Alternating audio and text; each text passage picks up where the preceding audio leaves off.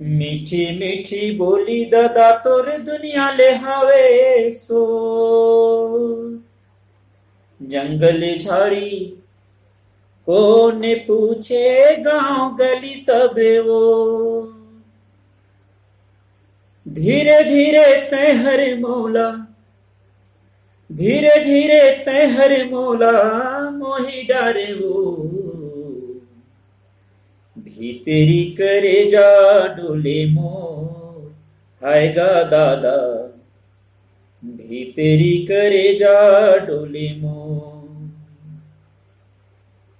छोटे छोटे लइका हमन अपन गाँव कर छोटे छोटे लइका हमन अपन गाँव कर जियत भर हम नहीं तो छोड़ी दादा तोरे पाँवला धीरे धीरे तय हर मौला धीरे धीरे तय हर मौला मोही डारे वो भीतरी करे जा डोले मोर हायगा दादा भीतरी करे जा डोले मोर हो गोंडवाना का अपमान हो गोंडवाना का अपमान और खून न खोले सीने का वह खून नहीं गोंडवाने का होगा किसी कमीने का। गोंडवाना समग्र आंदोलन के तमाम साथियों को सभी बुद्धिजीवी व्यक्तियों को और जो भी इस मेरे वीडियो को देखते हैं सुनते हैं आप सभी सुन रहे होंगे सभी को सादर सेवा जोहार। जय गोंडवाना जय जोहार जय छत्तीसगढ़ जय भारत। साथियों आज ये 2 अगस्त है। आशा करता हूं आप सब ठीक होंगे। कोरोना की महामारी फैली हुई है चारों तरफ और परेशानी ये है कि लोग घर से निकल भी नहीं पा रहे हैं। बहुत तेजी से कोरोना फैल रही है और हमारा अभियान भी चलता रहे जब तक जीवित हैं। हमारा जो आंदोलन है चलता रहना चाहिए। तो आप सभी को पुनः सेवा जोहार। और आज एक छोटा सा आज किसी आंदोलन पर बात नहीं करता हूं बल्कि आंदोलन की शुरुआत और आंदोलन के उद्देश्यों पर हमारे वांछित उद्देश्य क्या है, इस आंदोलन के पीछे का कारण क्या है, क्या वजह है कि गोंडवाना आंदोलन की शुरुआत हुई और आज इसकी मांग क्यों। तो इस पर आज चर्चा करेंगे। ये जो मैं गीत जो गुनगुना रहा था असल में गीत मेरे नहीं थे। इस गीत पूर्वा क्षेत्र में बहुत पहले एक बरेठ जी हुआ करते थे और बरेठ जी एक लोक गायक थे। उन्होंने इस गीत को गाया था और वो गीत चूंकि अब कैसेट तो मिलते नहीं पर वो गीत मुझे याद है 2-4 में। तो मैं अक्सर गाने बड़े बड़े मंचों में सभा से पहले संबोधन से पहले गुनगुना दिया करता हूँ। मेरे नेचर में है। मैं माइक चेक करने के बहाने भी गाता हूँ और इसलिए लोगों को थोड़ा सा रोचक भी लगता है। तो मैं आपको समर्पित कर दिया कि आप सभी के समर्पित सभी पंक्ति जो अब तक मैं बोला हूँ। और चर्चा आज करते हैं हम कि ये जो गोंडवाना आंदोलन के उद्देश्य क्या है, आखिर गोंडवाना आंदोलन की आवश्यकता क्या है। आज ये मीडिया यदि पहले आई होती तो आंदोलन और तेज हुआ होता। दबा जो कुचला गया, बहुत सी बातें जो नहीं आ पाई और हमारे समाज के भी भीषण लोग। अब हमारे समाज में मतलब है कि पूरा 6742 जातियां। जब मैं गोंडवाना की बात करता हूं तो केवल आदिवासियों की बात नहीं करता। जब गोंडवाना आंदोलन की बात करता हूं तो इस देश के और इस देश के उस पार दूसरे देश के, जब आप प्राचीन काल के इतिहास को जब झांकेंगे, आप नक्शे को झांकेंगे। आज जो हमसे जो बहस करते हैं कि गोंडवाना गणतंत्र पार्टी जातिगत पार्टी है, जातिवाचक शब्द है, ये मेरे ख्याल से उनको इतिहास ढंग से पढ़ लेना चाहिए। ये 5वीं 8वीं पढ़ने वाले बच्चे जान जाते हैं, लेकिन राजनीति में अंधे लोग जिनको तलवे चाटने के अलावा कोई काम नहीं है, ऐसे लोग आज गोंडवाना के आंदोलन पर उंगली उठाते हैं। ये आप और हम जब झांकते हैं, भूगोल आप झांक लीजिए, भूगोल में जब आप पढ़ेंगे, आग्नेय चट्टानों को पढ़ेंगे, जब आप खनिज संपदा के बारे में पढ़ेंगे, कोयले को पढ़ेंगे, तो साफ लिखता है उसमें गोंडवाना कालीन कोयले, गोंडवाना कालीन शैल की प्राप्ति हुई। जब हम उसको और इतिहास में और पढ़ते हैं तो हमको दिखता है कि ये जो पहले जो जमीन जो 5 खंडों में जो बटी है, एक और लॉरेशिया था और दूसरे गोंडवाना लैंड था। ऑस्ट्रेलिया, यूरोप और भारत के हिस्से गोंडवाना लैंड के हिस्से कहलाते थे। सीधा सीधा इतिहास में आप पढ़ के देखें। और इस भूभाग का नाम गोंडवाना लैंड था। और उस गोंडवाना लैंड में जो लोग रहते थे, जितने समुदाय के लोग रहते थे, जो कबीलाई शासन करते थे, कितने प्रकार की बोलियां थी, उसमें जो है 6742 जातियों का एक साथ निवास था। मैं किसी एक जाति समुदाय की बात नहीं कर रहा। और ये आंदोलन जो है उस तबके की लड़ाई है जिस तबके को केवल इस्तेमाल किया। धर्म के नाम पर लोग राजनीति करने लगे, विभिन्न प्रकार से लोगों को बांटने के बाद राजनीति करने लगे। आज जो आदमी, जो समुदाय, इनको जो एक बड़ा भाग है, 85% लोग लगभग पिछले कई सौ सालों से जो है केवल मजदूरी कर रहे हैं। और कुछ ही लोग ऐसे हैं देश की संपत्ति उनके हाथों पे चली गई। तो मैं गोंडवाना की बात कर रहा था। अच्छा, लोग ये भी कहते हैं कि भैया ये गोंडवाना वाले दिए क्या हैं? चलिए आजादी से पहले झांक लीजिए। 1947 से पहले कौन सा आपके पास गणराज्य था? भारत को गणराज्य बनाने के लिए क्या आवश्यकता थी? कैसे आपने भारत गणराज्य बना लिया? स्वर्गीय पटेल जी ने ऐसा कौन सा सपना देखा था? अकेले गणराज्य बना लेते क्या वो? पूरे भारत में छोटे छोटे रियासत थे। 523, अगर मुझे हल्का सा चूक हो रहा है, हो सकता है कि वो 24 या 25 भी हो, 558 भी हो, पर 523 राज्य भारत में थे। उसमें से 258 राज्य केवल गोंडवाना के थे और गोंड राजाओं के थे। तो भारत जब गणराज्य बना तो 258 राज्य का जो विलय है वो गोंड प्रदेशों का है। गोंड राजा लोग किए, गोंडवाना के रियासत थे। तो जो समाज इतनी बड़ी कुर्बानी दी और 1750 साल तक शासन किया इस पूरे भूखंड पर, आज आपको नक्सली दिखते हैं वो? और क्या इस शर्त पर था? क्या हमने विलय जब किया, हमारे गोंडवाना के लोगों ने जब विलय किया, तो इसका ये खामियाजा मिलना था? उसका हमारे साथ इस तरह का सौतेला व्यवहार मिलता? आजादी 1947 के बाद क्या मिला आदिवासियों को? क्या मिला गोंडवाना प्रदेश वालों को? चाहे उसमें कोई भी लोग रहे। मैं एक और बात कहता हूं, लोग कहते हैं कि ये गोंडवाना गणतंत्र पार्टी केवल गोंडों की पार्टी है। गलतफहमी में है आप।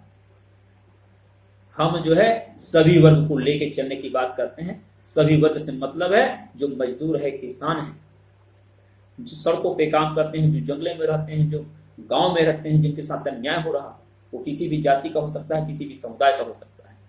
हम अपने इस गोंडवाना गणतंत्र पार्टी के बैनर तले उन तमाम लोगों का विरोध करते हैं जो इस देश में अंधविश्वास फैलाते हैं। तो आपको लगता है कि हम आपके किसी धर्म को भूल दिए। आदिवासियों में हम चूंकि आदिवासी समाज से हैं, अब मैं जब चुनाव लड़ रहा था सूरजपुर प्रेमनगर सीट से, अभी तो ये सवाल आया था आमने सामने मंच में। सभी प्रत्याशी थे, सभी पार्टी के प्रत्याशी थे, निर्दलीय भी थे।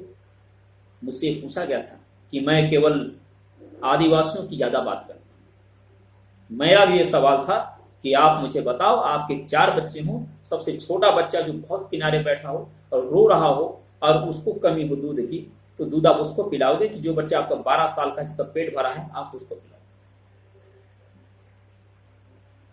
तो आज हमारे बीच में जो सबसे ज्यादा शोषित लगते हैं, जिनके साथ अन्याय हो रहा है, जिनके जल जंगल जमीनों पर कब्जा किए जा रहे हैं, बड़ा ताकत के साथ कब्जा किया जा रहा है, लाठियों के साथ कब्जा किया जा रहा है, यदि उनके पक्ष का आवाज यदि हम उठाते हैं तो आपको लगता है कि हम डकैत हो गए, आपको लगता है कि हम जो है माफिया हो गए।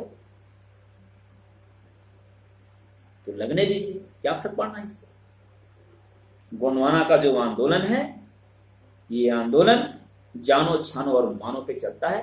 और दादाजी का ये दादा हीरा सिंह मरकाम जो गोंडवाना समग्र आंदोलन के जो प्रेरता रहे हैं, महानायक हैं वो। बेशक मैं मानता हूं कि उनके राजनीतिक काल में हमने कोई बड़ा जो है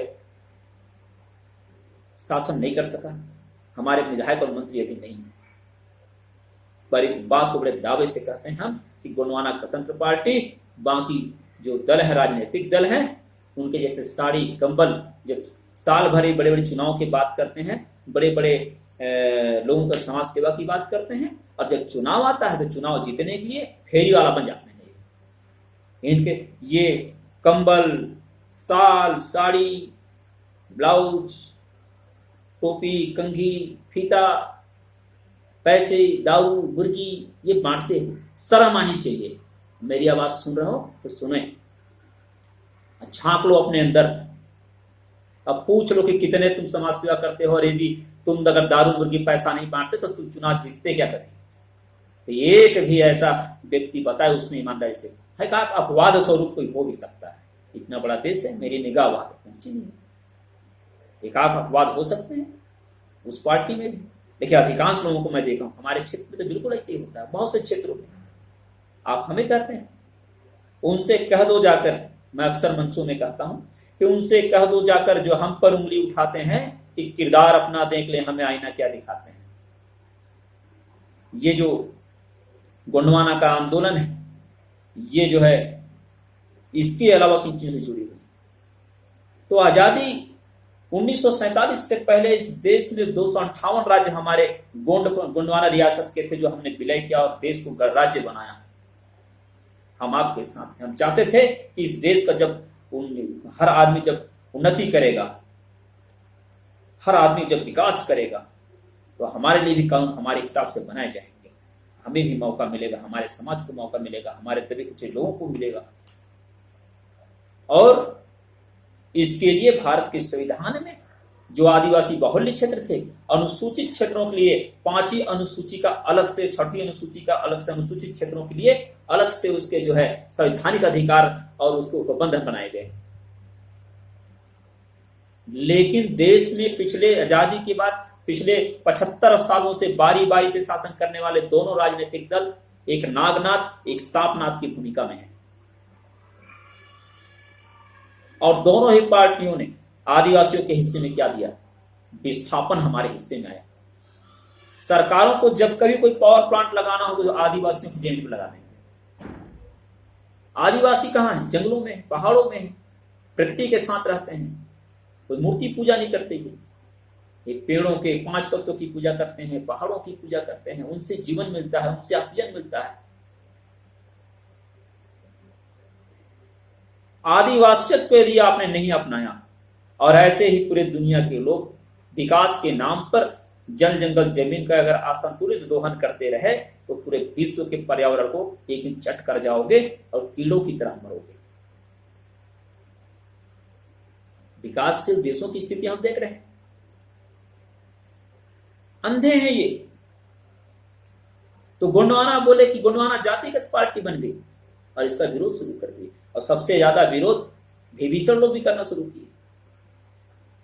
हमारे समाज के उन ठेकेदारों को तो मैं कहता हूं मेरा वीडियो देख लें, जो आईएएस और आईपीएस बने रहे हमारे समाज के।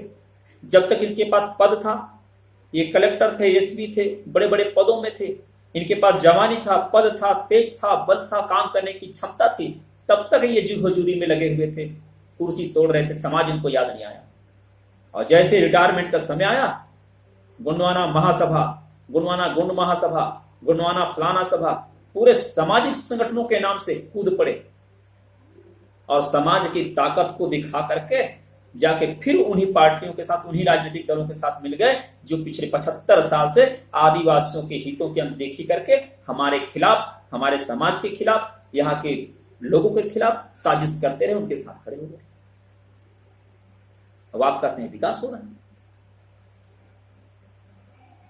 1947 से पहले जो छोटे छोटे रियासत थे, 1750 साल तक शासन करने वाले लोग आज पूरे देश में भटक रहे हैं, विस्थापन का दंश झेल रहे हैं, उनके जल जंगल जमीनों पर कब्जा हो रहा है। रोज आप देखिए मीडिया में लगी हुई फसलों को उजाड़ रहे हैं। ये मध्य प्रदेश में बहुत जगह दिखे, छत्तीसगढ़ में दिख रहा है, पूरे देश की यही स्थिति है। असम को देखें, चाहे उत्तराखंड को देखें, बस्तर को देखें, बस्तर की स्थिति तो और भी खराब है। वहां के आदिवासी, बस्तर में कोई लड़ाई नक्सलियों के बीच, वहां पर की जो बस्तर की लड़ाई है छत्तीसगढ़ को, नक्सलियों के बीच की लड़ाई नहीं, नक्सली और हमारे देश की सुरक्षा बलों के बीच की लड़ाई नहीं है। वो कारपोरेट जगत के लोग, बहुराष्ट्रीय कंपनी के लोगों के और वहां के स्थानीय लोगों के बीच की लड़ाई है। क्योंकि बस्तर ही एक ऐसा भूखंड है जहां सभी तरह के पर्याप्त प्रचुर मात्रा में वहां पे खनिज संपदा है। यहां की सरकारें सुन ले, हम जानना चाहते हैं आपसे। एक स्पीच यहां हुआ था, एक हमारे युवा प्रभाग के राष्ट्रीय अध्यक्ष हैं अनिल सिंह धुर्वे जी हैं, आज सूरजपुर में जब आए थे और उन्होंने अपने संबोधन में पूछा था, LIV वाले थे क्यों लिख के नहीं, उसका जवाब भेजना चाहिए था। उन्होंने कहा मंच से कि बस्तर के नक्सलियों का पीएम मैंने देखा है, पोस्टमार्टम मैंने देखा है। जब उनकी लाशें मिलती हैं तो उनके पैरों में बोले चप्पल पहने हुए रहते हैं, चप्पल 10 जगह से बांधा हुआ रहता है, जूते फटे हुए होते हैं, नीचे छेद होते हैं, कपड़े फटे हुए होते हैं कई जगहों से। पीएम करते हैं पेट में, बोले इतना सा खाना नहीं होता, ऐसा लगता है 2-3 दिन कुछ नहीं खाया है। और उसके साथ जब पुलिस की प्रशासन के लोग जब उसको दिखाते हैं लाश को, तो बगल में दिखाते हैं 10 लाख की बंदूक के साथ, 6 लाख की बंदूक के साथ। आप बताइए, बस्तर के आदिवासियों के साथ, जिसका कपड़ा लत्ता चप्पल जूता सब फटा हो, उसके पास उस सब के लिए आप पैसे नहीं मिले, और नया चमचमाता हथियार किसने उनके हाथों पे दिया है? कौन लोग है वो?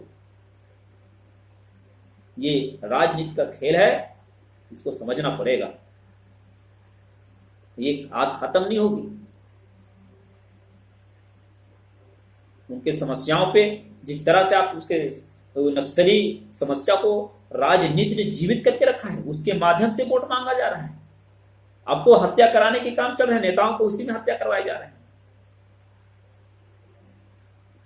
और पक्ष और विपक्ष, एक सांपनाथ एक नागनाथ, लड़े मरे हम और शासन ये करेंगे। ये गोंडवाना गणतंत्र पार्टी की बात जब आती है, लोग गोंडवाना शब्द को जाति से जोड़ते हैं। स्पष्ट कर दूं कि गोंडवाना जाति नहीं बल्कि प्रजावाचक शब्द है।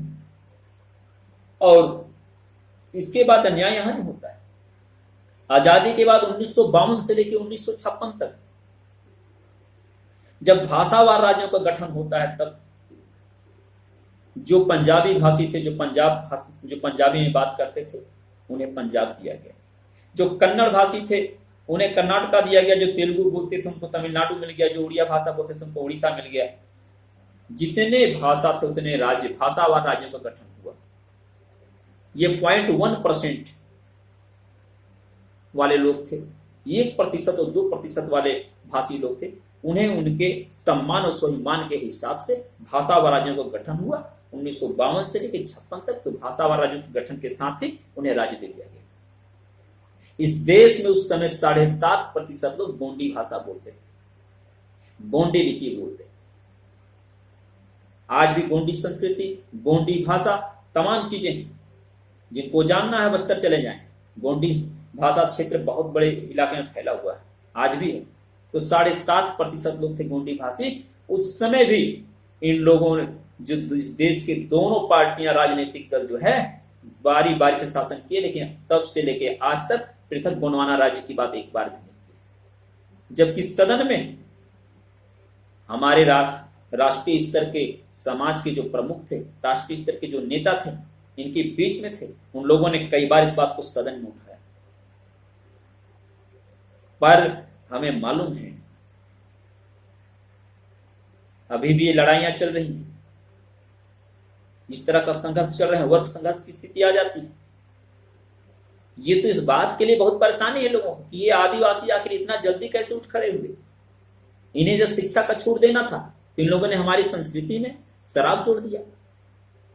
जानते हैं सबसे पहले शराब किसने बनाया, किस जाति के लोग बनाए थे? जरा पता करें। हमारी देन है क्या?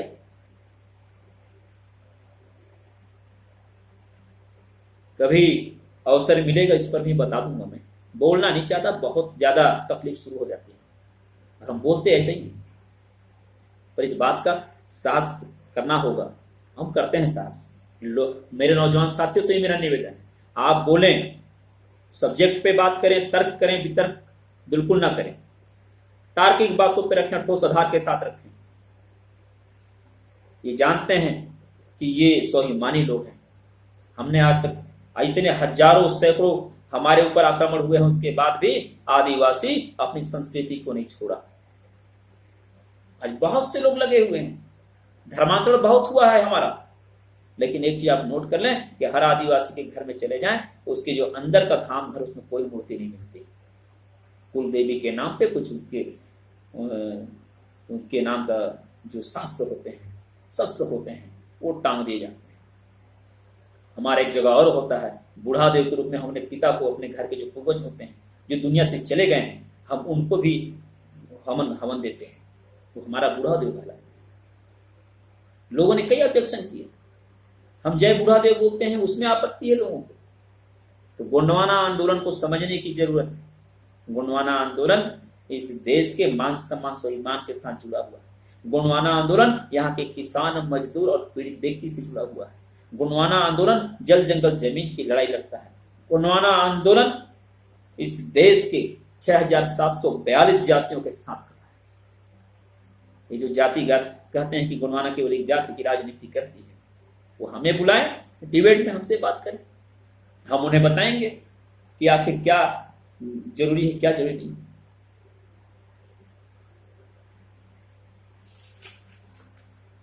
साथियों,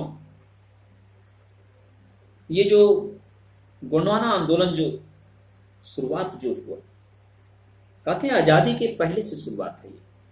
अब तक हम बहुत धीरे चले, बहुत धीमी गति से चल रहे थे, पर जिन लोगों ने पहला कदम बढ़ाया है उनका एहसान हमें मानना होगा कि उन्होंने एक रास्ता हमें दिया और उस रास्ते पे हम चल रहे हैं। आजादी के 16 साल पहले 1931 में ही गोंडवाना का पहला अधिवेशन हुआ था, जिसमें गोंडवाना राजे महाराजे जो है महाराष्ट्र या किसी उस पर क्षेत्र में जो है इनका एक सभा हुआ था। कभी चर्चा करूंगा, ध्यान से उतरा हुआ है। और तब से लेके आज तक ये सफर चल रहा है। आजादी के बाद भी ये शुरुआत, और बहुत से हमारे लोगों को, राजाओं को धोखे से मारा गया, गोलियों से भून दिया गया। उस पर भी हम चर्चा करेंगे। पर मैं आपको इतना स्पष्ट कर दूं कि यदि दादा मरकाम गोंडवाना के आंदोलन को लेकर अगर चले नहीं होते तो हमारा जो आज आंदोलन जो दिखता है ये समाप्त हो गया होता। हमारी जो जल जंगल जमीन है वो खत्म हो चुकी है। इस आंदोलन से इतना तो हुआ कि लोग जो घरों में दुबके पड़े थे, जो दबे और कुचले हुए थे, वो बाहर आए और उन्होंने अपनी जल जंगल जमीन की बात के लिए उन्होंने लड़ा और लड़ रहे हैं। और आज जिस आंदोलन की हम बात करते हैं, लोग बोले कि इस समाज की बहुत विकास हुए हैं। मैं पूछना चाहता हूं कि आप बता दो, आजादी के बाद से आदिवासी जो पहले पान पताई बेचते थे, लकड़ी बेच के जीवन यापन करते थे, मजदूरी करके पेट पालते थे, क्या उनके जीवन शैली में कोई बदलाव आया क्या? ये अक्सर बड़े बड़े माइक में कहते फिरते हैं कि आदिवासियों, जब तक आदिवासी शराब नहीं छोड़ेगा तब तक बोले समाज का विकास नहीं है। अरे मूर्खों, मुझे बताओ तो सही, केवल आदिवासी समाज शराब पी रहा है? हम नहीं जानते कि भट्टियों में, ये दारू शराब के दुकानों में लाइन किसकी लगी हुई है? शहरों में जाके झांको, आदिवासियों को शराब के नाम से बदनाम कर रहे हैं। आप कहिए कि आपने शिक्षा का छूट हमें नहीं दिया तरीके से। आप कहिए इस बात को कि जितने भी हमारे आदिवासी क्षेत्रों में, आदिवासी राज्यों में जो बैंक आए थे, इन बैंकों को जो कहा गया था कि उस क्षेत्र के मूल निवासियों को व्यापार के लिए, व्यवसाय के लिए लोन देना है, आपने हमारे हिस्से का लोन किसको दिया? आप एक एक आदिवासी को 1 लाख, 2 लाख, 5 लाख, 10 लाख का लोन नहीं दे सके। और आपने, हम सरगुजा की बात कर रहे हैं, सरगुजा क्षेत्र में ये हुआ, मुझे लगता है ऐसा हर जगह हुआ होगा। सरगुजा मिनी भारत बन गया। मैं पिछले वीडियो में ही बताया था कि राजस्थान, गुजरात, यूपी, बिहार सब यहीं बस गया। यहां के आदमी को लोन नहीं मिला। राजस्थान, गुजरात में बसा हुआ आदमी को 5 करोड़, 10 करोड़ लोन दे दिया गया। और कैसे लोन दे दिया गया? जब उनके पास जमीन ही नहीं थी। जब वहां पर आए तो उनके पास तो कुछ था ही। 30 सालों में करोड़पति, अरबपति, खरबपति बन गए। और यहां का आदमी कल जहां था आज वही खड़ा है। तो ये जो चीजें दिखती हैं, साफ है कि दोनों देश के 2 राजनीतिक दल, जो राष्ट्रीय स्तर के राजनीतिक दल हैं, इन दोनों की बदमाशी थी सीधा सा। आप लोगों ने ऐसा कौन सा योजना बनाया कि स्थानीय आदमी कमजोर होता गया और बाहर का आदमी बड़ा होता गया? स्थानीय आदमी जो वहां का मूल निवासी है वो सड़कों में तब भी था, आज भी सड़कों में है। और बाहर का आदमी पनपता चला गया। और आज वो लाठी और डंडे के दम पर जो है आदिवासियों के, गरीबों के, पिछड़ा वर्ग के, ST SC OBC के जमीनों पे बलात् घुस रहे हैं, रोज लाठी डंडा दिखा रहे हैं। ये परिस्थितियां बहुत ही भयानक हो, क्योंकि आपने आदिवासियों को व्यवसाय करने से रोका। आप तमाम चीजों का दाम सरकारें बढ़ाती हैं, फिक्स करती हैं। आदिवासी वर्ग जो है सबसे ज्यादा खेती पर काम करता है। आपने अनाजों की कीमत को घटाया। कृषि को आपने उद्योग का दर्जा नहीं दिया और ना ही उनको इस तरह का कोई लोन दिया। तो यहाँ का जो पेट पालता था, अन्नदाता समाज जिसको हम कहते हैं, आप विकास के नाम पर पूरे कृषि भूमि पर यदि उद्योग धंधे लगा लें, लाठी चलवा रहे हैं पूरी सरकारें। कहीं बांध बनाना है, आदिवासियों को विस्थापन कर दिए। कोयला खदान खोलना है, आदिवासियों को विस्थापन कर दीजिए। पावर प्लांट लगाना है, आदिवासियों को विस्थापन कर दीजिए। आप पूरे कृषि भूमि पर यदि केवल विस्थापन कराकर केवल वहां पे कल कारखाने लगाएंगे, बड़े बड़े कारखाने लग जाएंगे, तो दादा हीरा सिंह मरकाम जी का सवाल है कि आप बताओ कि जब आपको भूख लगेगा तो आप छड़ खाएंगे, आपको जब भूख लगेगा आप सीमेंट खाएंगे, आप गिट्टी और पत्थर खाएंगे। विकास के नाम पर जिन चीजों को आप पैदा कर रहे हैं वो आपके पेट नहीं भर सकते। सुविधाओं के नाम पर, प्रगति के नाम पर, विकास के नाम पर जंगलों को उजाड़ना बंद करें। और आप जब प्रकृति को उजाड़ते हैं, उखाड़ते हैं, फेंकते हैं, तब एक गोंडवाना आंदोलन शुरू हो जाता है। हमारा जो आंदोलन है लोगों को जीवन देने का है, सुविधाओं के नाम पर खतरा मोल लेने का नहीं। और इसलिए हम चाहते हैं कि गोंडवाना का जो आंदोलन है इसको समझने की जरूरत है। हमारे युवा साथी, किसी से घबराने की जरूरत नहीं है आपको। आज का जो वीडियो है ये केवल मोटिवेशन टाइप का था, केवल चर्चा था ये कि लोग जो है गोंडवाना को जातिगत कहते हैं। जी नहीं, ये भौगोलिक नाम है। 7,642 जातियों को एक साथ हम बात करते हैं, 6,742 जातियां बोलते हैं। और ऑस्ट्रेलिया, यूरोप और भारत के पूरे हिस्से इसमें हैं। ऐतिहासिक नाम है, भूगोल में, इतिहास में ढूंढ मिल जाएगा इनको। इसलिए सबसे पहली बात कि गोंडवाना जो शब्द है जातिवाचक नहीं है, इस भ्रम को दूर करें। दूसरी चीज, हम केवल एक ही जाति के लिए राजनीति करते हैं, ऐसा भी नहीं। हम सभी वर्ग के लिए राजनीति करते हैं। जो पीड़ित होगा हम उसके पक्ष में हैं। ऐसे बहुत से आंदोलन हैं। मैं अगले किसी वीडियो की इस बात को शेयर कर दूंगा, क्योंकि आधे घंटे से ज़्यादा का वीडियो बनाने के उसमें हो नहीं है, 2 भाग में बन जाता है और बड़ा दिक्कत होता है। तो इसको सेट करने में मुझे सेट करने नहीं आता। धीरे धीरे इन तमाम चीज़ों को, इस तकनीक को सीखूंगा मैं और शेयर करूंगा। तो ये अखिल गोंडवाना महासभा जो महाराष्ट्र से संचालित था, दादा हीरा सिंह मरकाम, मोतीराम कंगाली जी, सुनील तराम जी, कल्याण सिंह गोरकरे जी, ऐसे महापुरुषों जो उसमें जो साथ थे, हमारे समाज के चिंतक थे, जिन्होंने इस देश के जल जंगल जमीन और यहाँ के दबे कुचले लोगों, पिछड़े हुए लोगों, जल जंगल जमीन की जो आंदोलन है उसको आगे बढ़ाने का श्रेय जाता है। तो सबसे पहले शुरुआत हुआ था एक सामाजिक आंदोलन के रूप में, वो अखिल गोंडवाना महासभा के नाम से शुरुआत हुई। बाद में जब ये आंदोलन बड़ा हुआ तो ये तय हो गया कि ये जितने भी समस्याएं हैं इस देश में ST SC OBC के साथ और कुछ गरीब स्वर्णों के साथ भी जो भी समस्याएं हैं, जो पिछड़ा है वो पिछड़ता जा रहा है, जो आगे है वो आगे बढ़ता जा रहा है, तो ये जो समस्या है ये राजनीतिक है, तो इसका इलाज भी राजनीति से भी संभव है। समस्या जहां से उत्पन्न होता है उसका इलाज वहीं से संभव है। ये लगभग है। साथियों, मुझे पूर्ण आशा है कि आप सब, विश्वास से उम्मीद है कि गोंडवाना के आंदोलन में आप सभी जो है निरंतर काम करेंगे, बल्कि लग जाइए। आराम करने की जरूरत नहीं है, उम्र बहुत कम है। कभी कभी चर्चा करता हूं मैं, एक बार हमारे घर में इसी चर्चा हो रहा था और अचानक ये हुआ कि आदमी कितने साल का जीता है, बहुत समय है अभी आंदोलन चलाने के लिए। तो तय हुआ कि 80 साल लगभग जीता है आदमी। लेकिन इस बात में हमारे घर की जो हमारे जीवन संगी हैं उनको आपत्ति था कि कैसे हो सकता है ऐसे। बोले क्यों नहीं हो सकता? तो बोले आप रात में सोते हैं उसको क्यों गिन रहे हैं?